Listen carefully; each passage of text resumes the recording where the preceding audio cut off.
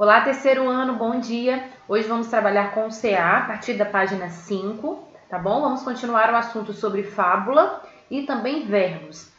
O primeiro exercício, vocês têm que, primeiramente, ir lá no CA, destacar essa parte aqui, onde vocês irão encontrar 4 parágrafos de uma história, que é uma fábula, né? A Raposa e as Uvas.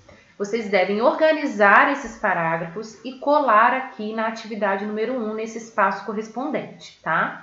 Depois, vocês precisam responder a interpretação desta fábula, começando aqui pela atividade número 2, que pergunta o local onde se passa a história, tá? Na página 6, a interpretação continua. A letra B pergunta quem é o personagem principal da fábula. A letra C pergunta qual era o desejo desse personagem, o que ele queria. Na atividade 3, observem o trecho. Eu nem estou ligando para as uvas, elas estão verdes mesmo.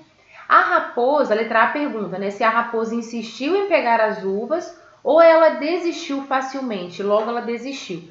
Então, vocês precisam entender primeiro o texto, né, e depois escrever um trecho do texto que vai comprovar a sua resposta. Por exemplo, se você identificou que a raposa insistiu, ela foi persistente, né, em querer pegar as uvas, então você tem que achar um trechinho lá da fábula que comprove isso, que vai explicar, vai justificar a sua resposta.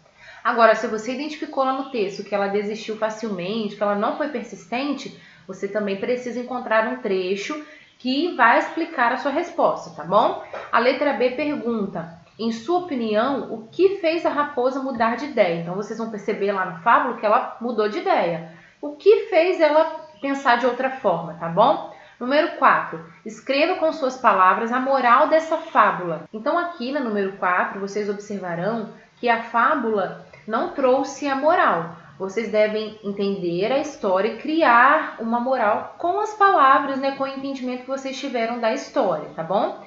A número 5 pede para vocês escolherem entre uma das duas alternativas, né? Lembrando aí que vocês escolherão se baseando no significado da moral da história, tá? Número 6, releia o seguinte trecho. Deu muitos saltos, tentou subir na parreira, mas não conseguiu.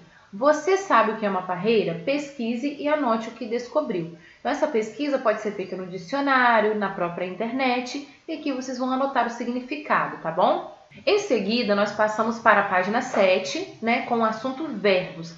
Nós temos mais um trecho da fábula, e aí vocês precisam transcrever na atividade 7, nesse pontinho, as palavras que indicam ações, tá? Por exemplo, vou dar uma dica para vocês. São 3 palavras que indicam ações nesse trecho, tá? Existe uma palavra aí que de repente vocês terão dúvida, né? Se é ou não um verbo, se indica ação ou não. É a palavra ficou. Ficou é um verbo, porém não indica uma ação, indica um estado, tá? Então essa palavra aí, embora seja um verbo, vocês não utilizarão ela na número 7, ok? Número 8. Palavras que indicam ações são chamadas de... Vocês já sabem, aquelas palavras que indicam ação, elas são chamadas aí de substantivos ou verbos. Já aprenderam sobre isso, tá?